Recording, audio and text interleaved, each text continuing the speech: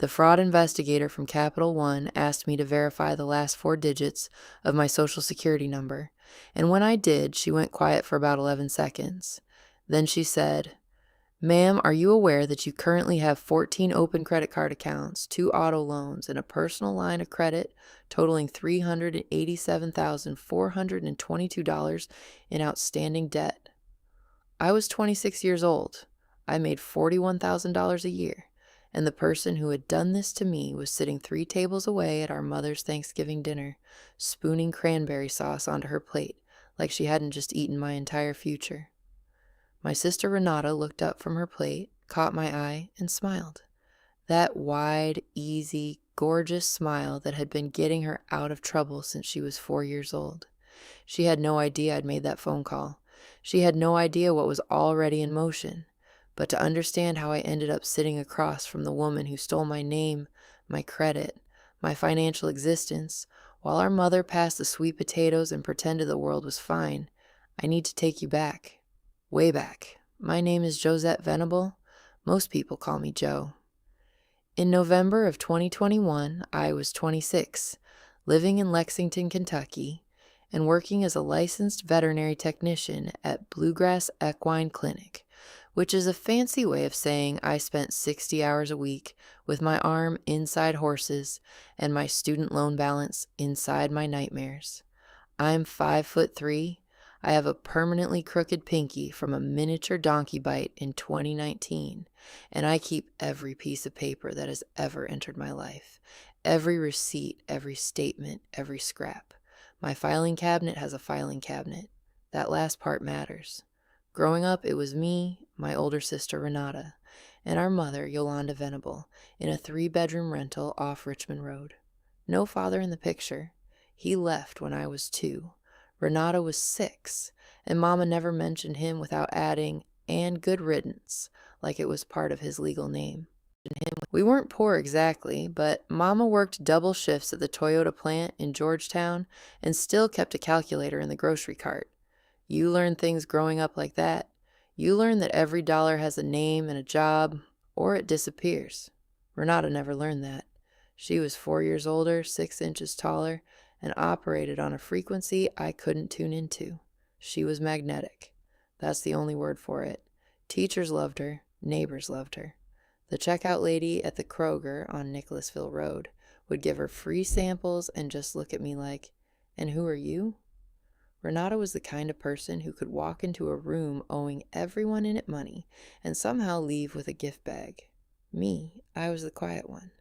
The one who organized her school binders with color-coded tabs in 4th grade. The one who sat in the back and did the extra credit nobody asked for. My grandmother, Mama's mother, Opal, was the only person who seemed to see me clearly. She'd sit on her back porch on Todd's Road with a glass of iced tea so sweet it could patch a tire, and she'd watch me organize her medicine bottles by dosage and expiration date, and she'd say, "Josette, a lock only works if they don't know you have the key." I was maybe 9 when she first said that. Didn't understand it. Filed it away the way I filed everything. Opal died when I was 16. Left me her cedar jewelry box and a savings bond worth $1,200. Left Renata a handwritten note that said, "I love you, baby, but you need to grow up." Renata laughed about it. Mama said Opal was being dramatic. I cashed the bond when I turned 18 and used it for my first semester textbook deposit at Bluegrass Community and Technical College. That bond receipt is still in my filing cabinet, folder labeled Opal. The thing about being a vet tech is that people assume you're just the person who holds the dog while the real doctor works. But what you actually are is a clinician trained in radiology, anesthesia, surgical assistance, pharmacology, and, this is the part that matters, obsessive documentation. Every animal that comes through the clinic gets a chart. Every medication, every dosage, every reaction, every follow-up. You document or you lose your license. You document or an animal dies. So I documented everything, not just at work. My entire life ran on records. Bank statements printed monthly and filed. Apartment lease in a binder. Car insurance policy with every update stapled in chronological order. My friends thought it was a personality disorder. Turns out it was a survival mechanism, but I'm getting ahead of myself. I need to tell you about the dream first. By 2021, I'd been saving, slowly, painfully, $200 a month when I could manage it, toward opening a small animal rescue on the east side of Lexington. Nothing huge, maybe 10 acres, a barn for horses, a converted garage for cats and small dogs. I had a business plan in a green folder. I had $14,600 in a savings account at Central Bank, and I had a timeline. By 30, I'd have enough for a down payment on the land. Renata knew about the dream. She knew about the savings account. She knew the exact amount because I'd told her on a night in July when we sat on my apartment balcony eating Cane's chicken fingers and talking about our futures for the first time in years. She seemed genuinely interested. She asked how much I had saved, what my monthly contributions were, when I planned to start. I told her everything. That was the dumbest meal I've ever eaten. Now let me tell you about Renata's life in 2021. She was 30, living in a 2-bedroom apartment in Hamburg with her boyfriend Corbin Pruitt, who sold used cars at a lot on New Circle Road and had the moral compass of a weather vane. Renata worked part-time at a nail salon sometimes, or she was between jobs, or she was about to start something new. The story changed depending on who was asking. What didn't change was that Renata always had nice things. New iPhone every year, Gucci sunglasses, a leased BMW 3 Series that she drove to our mother's house like it was a scepter. I never questioned it. She was Renata. Things just worked out for Renata. Except they didn't. Things weren't working out. Things were being charged to my Social Security number. The way I found out was so stupid it almost feels scripted. October 2021. I applied for a credit limit increase on my one credit card, a Discover card with a $1,800 limit, because my cat, Pimento, needed dental surgery that was going to cost $1,100 and I didn't want to drain my savings. The application was denied. Reason: excessive existing credit utilization. I called Discover. The representative was polite, confused, and ultimately unhelpful. She suggested I pull my credit report, so I did, and the document that came back was 47 pages long, 14 credit cards, 2 auto loans, a personal line of credit through an online lender I'd never heard of. Accounts opened as far back as 2018, when I was 23 and Renata was 27. Total outstanding debt, $387,422. Accounts in varying states of delinquency, 3 in collections. My credit score, which I'd last checked at 741, was now 423. I sat at my kitchen table in my apartment on Virginia Avenue, staring at my laptop at 11:14 p.m. on a Tuesday, with Pimento sitting on the keyboard and my entire financial identity laid out like an autopsy report. And I didn't cry, I didn't scream. I just thought, very clearly, somebody did this, and I know exactly who. Because one of the auto loans was for a 2020 BMW 3 Series, Renata's BMW, the one she said Corbin got her through a friend at the dealership, and something just settled, like sediment hitting the bottom of a jar, everything clear above it. My hands were steady, my breathing was normal. I closed the laptop, fed Pimento his wet food, the fancy feast pate, turkey flavor, because he's a snob, and went to bed. I slept 7 hours, soundly, because Opal's voice was in my head, clear as Lexington rain on a tin roof. A lock only works if they don't know you have the key. They didn't know I had the key, not yet. Over the next 2 weeks, I said nothing to Renata, nothing to Mama. I went to work, I held horses for x-rays, I charted medications, and every night after my shift I came home and built a file. Let me explain what a vet tech's documentation instincts can do when pointed at fraud. I pulled every credit report from all 3 bureaus, TransUnion, Equifax, Experian. I printed each one, highlighted discrepancies, and cross-referenced opening dates with my own calendar, a physical planner I'd kept since college. On the date the first fraudulent card was opened in March 2018, I was at a veterinary conference in Louisville. I had the hotel receipt, the registration badge, a photo of me and my classmate Dove Ashford holding oversized margaritas at a TGI Fridays. Renata, meanwhile, had been at my apartment that weekend. Mama confirmed it casually when I called and asked, "Hey, remember when Renata house sat for me back in 2018? Mama said, "Oh yeah, she stayed the whole weekend. Fed your cat and everything." Fed my cat and opened 4 credit cards. I went through my filing cabinet. Folder by folder, I found something that made me sit down on the floor. My original Social Security card was missing. I'd kept it in a manila envelope labeled identity documents, along with my birth certificate and passport. The birth certificate and passport were there. The Social Security card was gone. I checked the filing date on the envelope. Last accessed March 2018, the same weekend. Here's the dark thing, the thing that made my stomach turn not from anger, but from something worse, recognition. Because looking back at 3 years of interactions with Renata, everything realigned. Every time she asked me a casual question, "Hey, what's Mama's maiden name again?" Or, "What street did we grow up on?" Or, "Do you remember our old zip code?" She wasn't making conversation. She was answering security questions. I made a spreadsheet. I'm not proud of how fast I made it. Actually, no. I'm extremely proud. Column A, question Renata asked me. Column B, the security question it matched.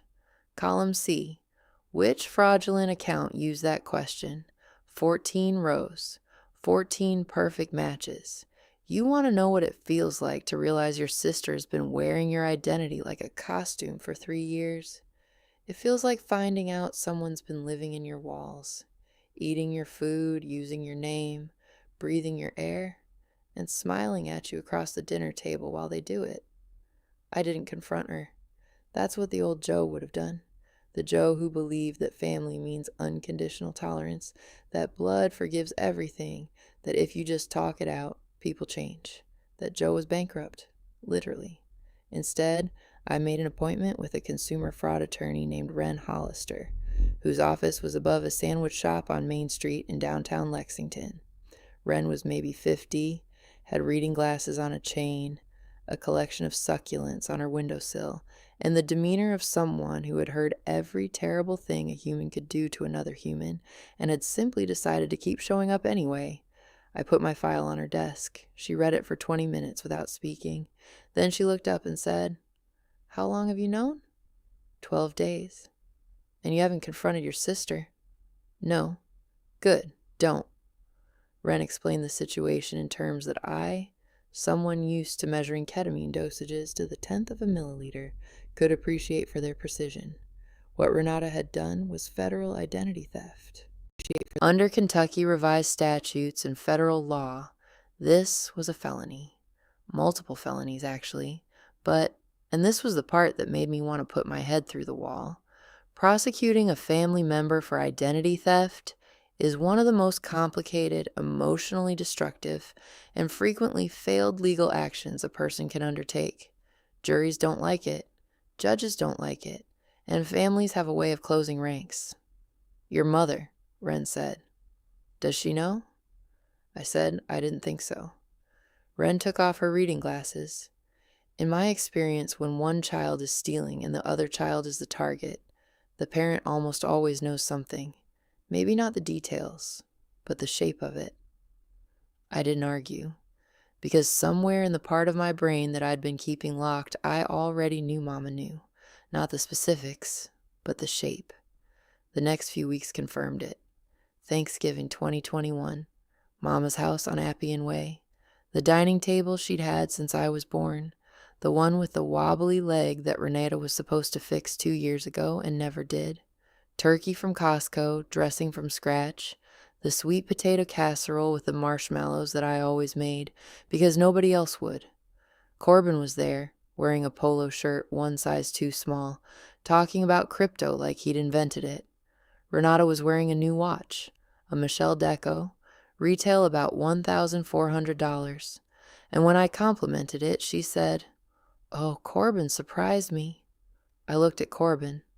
Corbin, who drove a 2007 Nissan Altima with a cracked windshield and owed his bookie. Sure, he surprised her. I said nothing. I spooned cranberry sauce, I ate the casserole I'd made, and I watched. After dinner, while Mama was loading the dishwasher and Corbin was asleep on the couch like a decorative pillow with a pulse, Renata cornered me in the hallway. She had that look, the one she gets when she needs something and is calculating how to make it seem like she's doing you a favor. Joe, hey, random question. Have you gotten any weird mail lately? Like stuff that wasn't yours? She was fishing. One of the credit card companies must have sent a statement to my address instead of whatever P.O. box she'd been using. No, I said. Why? Oh, no reason. Just, I've been getting some of Mama's stuff at my place. Mail's been weird lately. Mail's been weird. Like weather. Like a force of nature. Not like my sister committed 14 counts of fraud. Huh, I said. That is weird. She smiled. That smile. You're the best, Joe. I went to the bathroom and wrote down the exact time and date of that conversation on my phone. 7:23 p.m., November 25th, 2021. Because documentation isn't a habit. It's a religion. December hit and things accelerated. Renata asked to borrow $500 for car insurance. I said I was tight on cash. She texted back a single emoji, the eye roll face, and then nothing for 4 days. Then Mama called.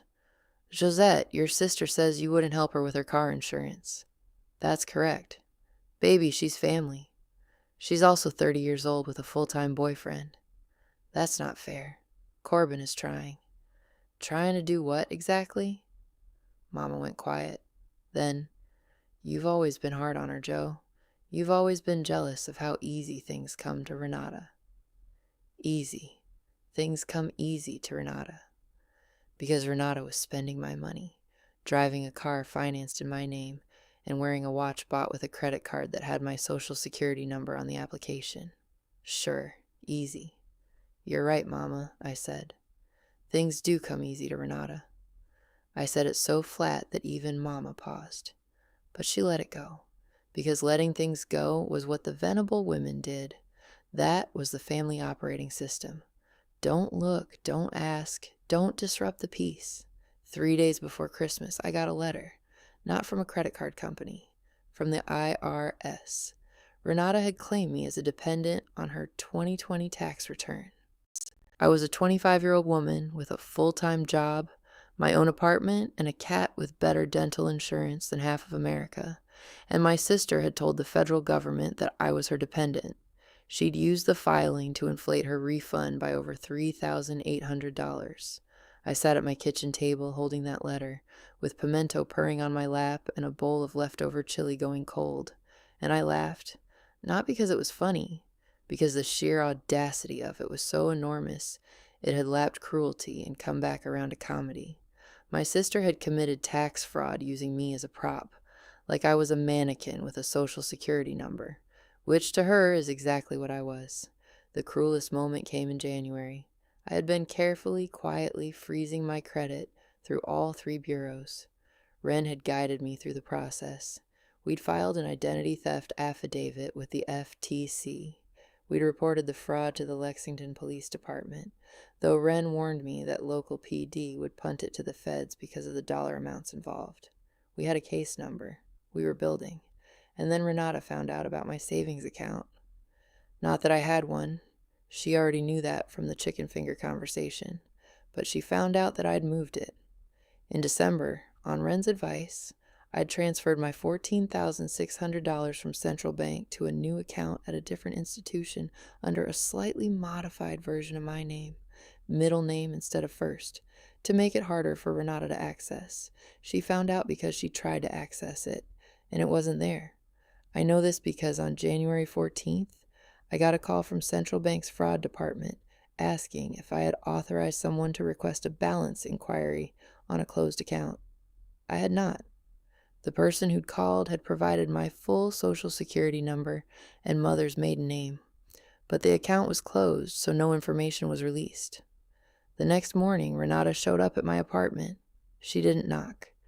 She used the key I'd given her 2 years ago for emergencies. I was in the kitchen making oatmeal, the Quaker instant kind, maple and brown sugar, and she was just standing in my living room like an apparition in a North Face jacket. "What happened to your savings account?" she said. No hello, no preamble. "What are you talking about?" "Your account at Central Bank. Where is it?" I set down my spoon. "Why would you know anything about my savings account, Renata?" She blinked. Just once. And then the mask adjusted. You could almost hear the click. And her voice went soft. "Joe, Mama mentioned you moved some money around. And I just got worried. You know, with all the scams going on, I wanted to make sure you were okay. Mama doesn't know I moved money. I just heard." "From who?" Renata's jaw tightened. "Why are you interrogating me? I'm your sister. I came here because I care about you." "You came here because my account is closed and you can't get to it." The silence after that sentence lasted maybe 5 seconds. But in those 5 seconds, Renata's face did something I'd never seen before. The warmth drained out of it, like water out of a tub, and underneath was something flat, cold, calculating. She looked at me the way you look at a piece of furniture that's suddenly in your way. "You've always been paranoid," she said. "That's your problem, Joe. You sit in this little apartment with your little cat and your little savings, and you think everyone's out to get you. Nobody wants what you have. Trust me. Nobody wants what you have." She left, didn't close the door all the way.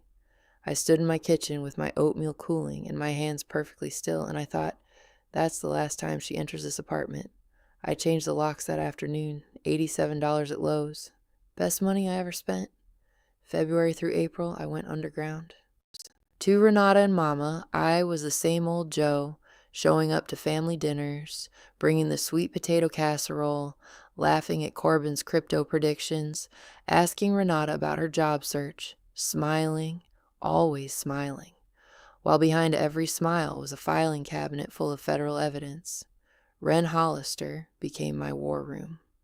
Every Thursday at 5:30 p.m., I'd sit in her office, eat a turkey club from the sandwich shop downstairs, and review the case. What nobody knew was that I'd found the credit card statements 4 months before Thanksgiving, back in July when I'd pulled my credit report out of curiosity before applying for that credit limit increase. The discovered denial just gave me a reason to act, but I'd been watching since summer, documenting since summer. My profession saved me, not the horse part, the documentation part. Every medication I've ever charted, every dosage I've ever verified, every post-surgical note I've ever filed trained me to build a record that could withstand scrutiny. And I built one. Here's what the file contained by April 2022. 14 fraudulent credit card accounts, each with the application date, the fraudulent information used in proof that I was elsewhere on that date, timestamp photos, hotel receipts, work schedules from the clinic, 2 auto loans, one for Renata's BMW, one for a Dodge Charger registered to Corbin Pruitt, both using my social security number, both with forged electronic signatures, the personal line of credit, drawn against a fabricated employment history, listing me as a marketing consultant at a company that didn't exist, the fraudulent tax return claiming me as a dependent, the central bank inquiry from January confirmed by the bank's fraud team, my original social security card still missing, with a sworn statement from me documenting when it disappeared and who had access, and the spreadsheet, the beautiful, damning spreadsheet, column A through column G. The dates, amounts, accounts, security questions, Renata's corresponding conversations with me, timestamps of her texts, and cross-references to each fraudulent application. Ren looked at the file and said something I'll never forget. In 14 years of practice, I have never seen a victim walk in with a more complete case than this. You could teach my paralegals. Remember when I mentioned that I never deleted an email? That my filing cabinet had a filing cabinet? That Opal taught me to keep the key hidden? This was why. Ren connected me with a postal inspector named Everett Goins because several of the credit card applications had been submitted by mail using forged documents. Mail fraud. That bumped this from a state issue to a federal one. Everett was a quiet man with a mustache that belonged in 1987 and a thoroughness that matched my own. He loved the spreadsheet. He actually said the word beautiful while reading it, which is the most romantic thing anyone has ever said to me. Simultaneously, I filed a formal identity theft report with the FTC, initiated disputes on all 14 credit cards, and began the process of getting the auto loans flagged as fraudulent. Wren filed a motion to preserve evidence in case Renata tried to destroy records. And Wren did one more thing. She subpoenaed Renata's bank records. What came back was, even for Wren, who had seen everything, breathtaking. Renata and Corbin had been cycling cash from the fraudulent credit cards through a series of Venmo and Cash App transactions, layering it to obscure the source. They'd used the money for rent, car payments, clothes, vacations, a 4-day trip to Nashville that I found on Renata's Instagram, geotagged and time-stamped, paid for with a Visa card that had my name on it, and because the universe has a sense of humor, a $220 dinner at a steakhouse called Jeff Ruby's, where Renata posted a photo of her filet mignon with the caption, "Blessed. Blessed with my credit, with my name, with my future." The rescue fund I'd been building for 4 years, the one for the 10 acres and the barn, every dollar of that was a rounding error compared to what she'd stolen. She hadn't just taken money, she'd taken the version of me that was supposed to exist by now. The Joe with the rescue, the Joe with the land, the Joe who could look at a horse and say, "This is your home now." That Joe was buried under $387,422 of someone else's greed. But here's the thing about documentation. It doesn't feel things. It doesn't get angry or sad or tired. It just sits there in its folders, in its columns, waiting. And when the time comes, it speaks with a voice that no charm, no smile, no "you're being paranoid" can shout over. May 2022. Mother's Day. Wren told me not to do it on Mother's Day. She said it was too dramatic. I told her it wasn't drama. It was scheduling. Mama's house was the one place I could guarantee both Renata and Mama would be present, seated, and unable to leave without making a scene. And Renata would never make a scene in front of Mama. That was her whole thing, keeping the mask on in Mama's presence. I brought the sweet potato casserole. I brought a bottle of Moscato that Mama liked, the Barefoot brand, because Mama was loyal to her $7 wines, and I respected that. And I brought a manila envelope that weighed less than a pound, but contained enough evidence to restructure my entire family. Dinner was at 2 p.m. Corbin was there, wearing the same polo, talking about a new cryptocurrency called something like Moon Doge. Renata was showing Mama photos from a spa weekend in Louisville. I ate roasted chicken and green beans and smiled and waited. At 3:15, when dessert came out, a lemon pound cake from Mama's recipe, which I'd baked myself that morning at 5 a.m. because Renata never baked anything in her life. I set down my fork. "Renata," I said, "can I ask you something?" She looked up, mouthful of pound cake. I said, "What's the interest rate on your BMW?" The chewing slowed. "What?" "Your BMW, the lease. What's the interest rate?" Corbin shifted in his chair. Renata swallowed. Why would you ask me that?" "Because the auto loan is in my name, and the interest rate is 11.4%, which is pretty high, Renata. You could have shopped around." The table went silent. Mama's fork was suspended in the air between her plate and her mouth. Corbin's face did something between confusion and constipation. Renata laughed. That laugh, the one she'd been using her whole life to deflect, disarm, redirect. "Joe, what are you talking about? Are you okay?" "I'm fine. I'm asking about the $387,422 in debt that's currently in my name. 14 credit cards, 2 auto loans, and a personal line of credit, all opened using my Social Security number, which you stole from my apartment in March 2018. I didn't raise my voice. I didn't speed up. I said it the way I read a chart at work. Clinical, precise, complete. Renata's smile didn't drop. It froze, like someone had paused a video, and then slowly it melted. "Mama," Renata said, turning to our mother. "She's lost her mind. She's accusing me of—" "I'm not accusing. I have documentation." I slid the manila envelope across the table. Mama looked at it like it was a snake. "Open it," I said. Nobody moved. So I opened it myself. I laid out the pages, one by one, like dealing cards. The credit reports. The application dates matched to my alibis. The spreadsheet, printed, color-coded, 14 rows of mathematical certainty. The bank subpoena showing the cash transfers. The Instagram screenshot of Jeff Ruby's, time-stamped, geotagged with the Visa card number visible in the background of one photo because Renata had been careless enough to photograph her wallet. Renata stood up. Her chair scraped the floor so hard it left a mark on Mama's linoleum. "This is insane. You fabricated this." "You're jealous, Joe. You've always been jealous." "Sit down, Renata." She didn't sit. I looked at Mama. "Did you know?" Mama's hands were flat on the table. Her eyes were on the spreadsheet. She was reading it, and I watched her face and I saw the exact moment she understood, not learned but admitted to herself, what her older daughter had done. "Mama," I said again, "did you know?" I knew she borrowed some things." "Borrowed?" "She said she'd pay it back. She said it was temporary." $387,422 is not temporary, Mama. That's a house. That's my rescue. That's my entire credit history for the next decade. Renata grabbed her purse. "I'm leaving. This is ridiculous. Corbin, let's go." But Corbin wasn't moving. Corbin was staring at the auto loan document, the one for the Dodge Charger in my name that he'd been driving. His face had gone the color of old oatmeal, because Corbin had just realized that he wasn't a bystander.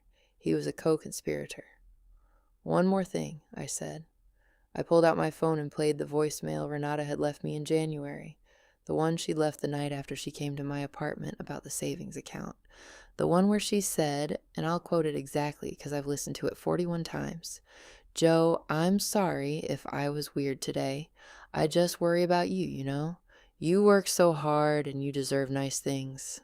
I love you, sissy." The voicemail played in the silent dining room. Renata's voice, warm and syrupy and perfectly performed, bouncing off the walls of the house where we grew up.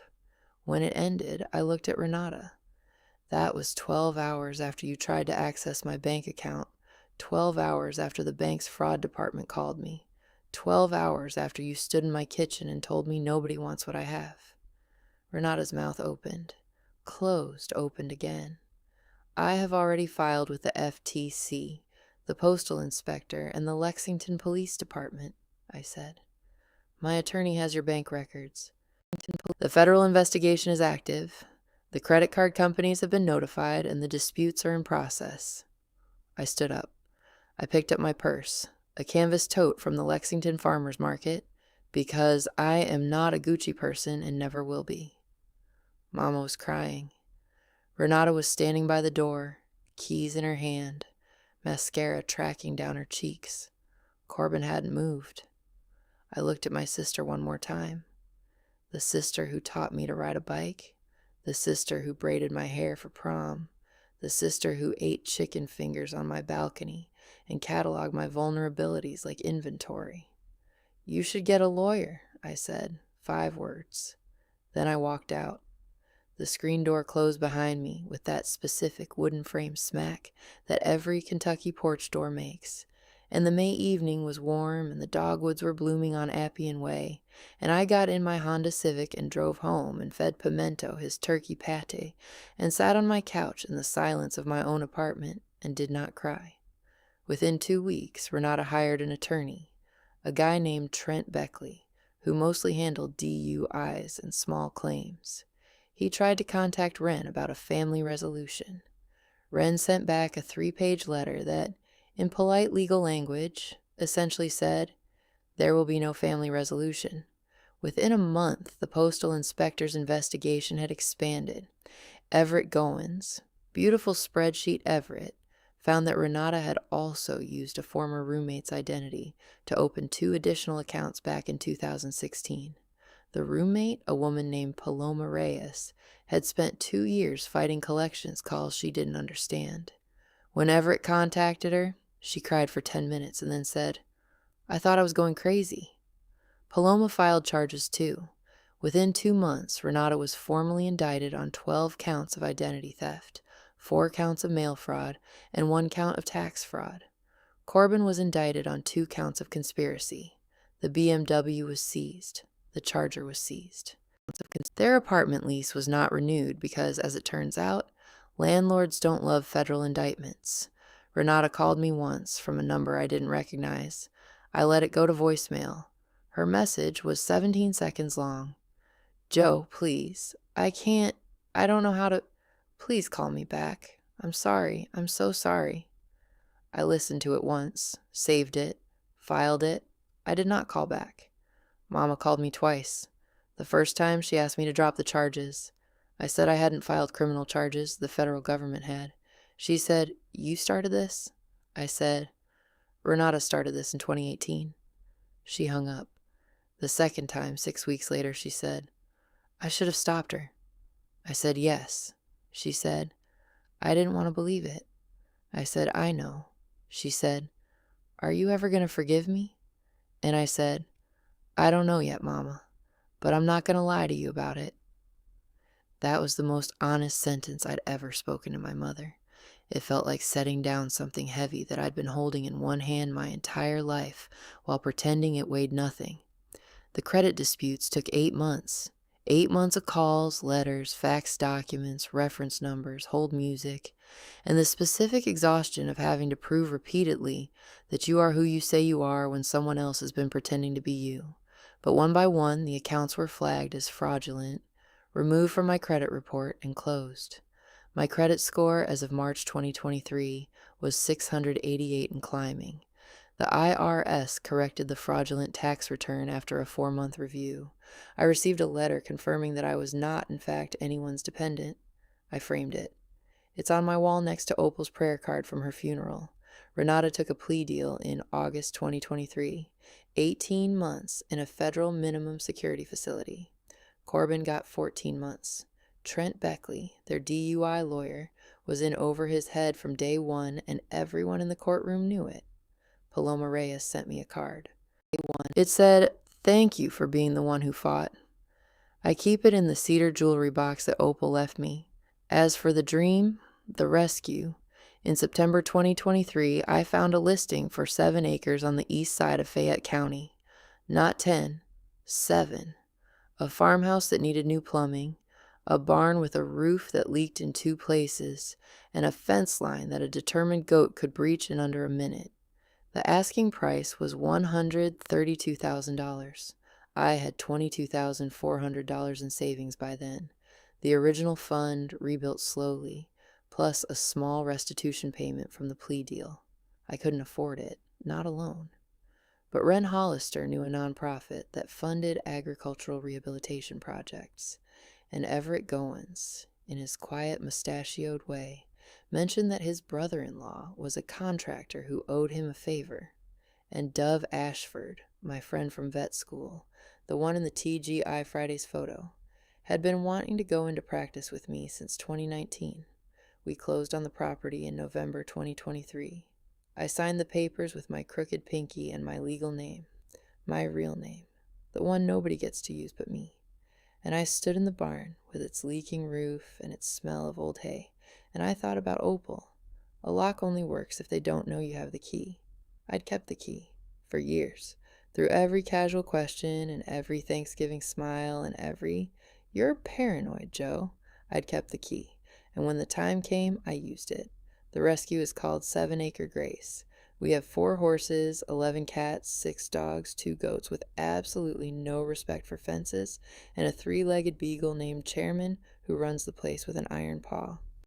On Saturday mornings, I sit on the porch of the farmhouse with a cup of coffee, black, from the coffee pot Dove bought at a yard sale for $12, and I watch the sun come up over the east field, and Pimento sits on my lap because he's 16 years old and has outlived every crisis in my life with total indifference, and the air smells like grass and coffee and something I didn't have a name for until recently. Freedom. Not the dramatic kind, not the movie kind, the kind where you wake up and nobody's living inside your name, the kind where your life is small and it's yours, and that's enough.